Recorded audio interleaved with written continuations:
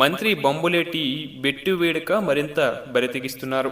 కొడుకుతో పాటు రాఘవ కన్స్ట్రక్షన్స్ పై కేసులు నమోదు చేసిన పోలీసు అధికారులపై ఆగ్రహంతో ఊగిపోతూ వారి అంతు చూడనిదే వదిలేది లేదన్నట్టుగా వ్యవహరిస్తున్నారు.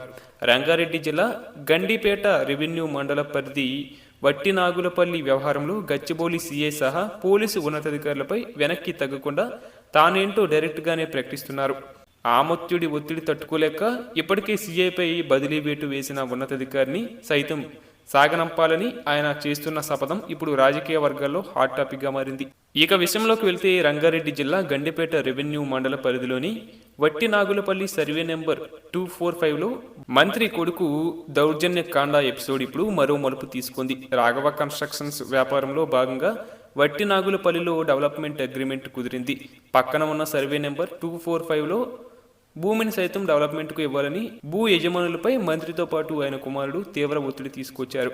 ఎన్ని విధాలుగా ఒత్తిడి చేసినా వారు వెనకపోవడంతో ఏకంగా రెవెన్యూ యంత్రాంగాన్ని వినియోగించి దశాబ్దాల తరబడి ఉన్న హద్దుల్ని మార్చి బాధితుల భూమిలో పక్క భూ యజమానానికి సంబంధించిన హద్దులు నిర్ధారించారు. నిస్సహాయులైన బాధితులు చేసేదేం లేక చివరకు న్యాయస్థానాన్ని ఆశ్రయించి స్టేటస్ కో తెచ్చుకున్నారు. ఇక స్టేటస్ కో తెచ్చుకున్న విషయం తెలిసిన మంత్రి కుమారుడు తీవ్ర కోపంతో ఊగిపోయి ఓ రాత్రి బౌన్సర్లతో అక్కడ వీరంగం సృష్టించారు. బాధితుల భూమి వద్ద ఉన్న సెక్యూరిటీ గార్డును తీవ్రంగా కొట్టడంతో పాటు గౌశాల ప్రహారీ గోడను జేసీబీలతో ధ్వంసం చేశారు. భయానక వాతావరణంలో సమాచారాన్ని అందుకున్న బాధితుడు ఓ పోలీసు ఉన్నతాధికారికి ఫోన్లో గోడు వెళ్లబోసుకోవడం, నిబంధనల ప్రకారం గచ్చిబౌలి స్టేషన్లో ఫిర్యాదు చేయడంతో ఘటనా స్థలికి చేరిన పోలీసులు బౌన్సర్ల వీరంగాన్ని నిలువరించడంతో పాటు కేసులు నమోదు చేశారు.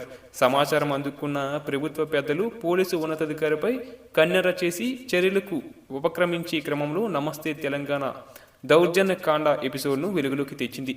ఇన్స్పెక్టర్పై వేటుకు పోలీసు ఉన్నతాధికారులు అంగీకరించకపోయినా మంత్రిని సంతృప్తి పరిచేందుకు పొలిటికల్ బాసులు పట్టుబట్టి ఉత్తర్వులు జారీ చేయించినట్లు చెబుతున్నారు.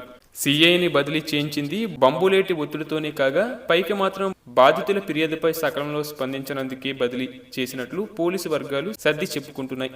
బాధితుడి ఫిర్యాదుపై సీఐ నిజంగానే సరిగ్గా స్పందించకపోతే అసలు ఈ వ్యవహారమే వెలుగులోకి వచ్చేది కాదని, కేవలం బొంబులేటి కక్ష సాధింపు వల్లే సీఐ బదిలీ జరిగిందని అధికార వర్గాలు పేర్కొంటున్నాయి. కాగా ఈ పరిణామంతో ఆమత్యుడు అసంతృప్తి చెందకపోగా పంతం వీడటం లేదనే సమాచారం అందుతుంది. ఈ నేపథ్యంలో తదుపరి అడుగులు ఎలా ఉంటాయనేది ఇప్పుడు రాజకీయ అధికార వర్గాల్లో ఉత్కంఠను రేపుతుంది.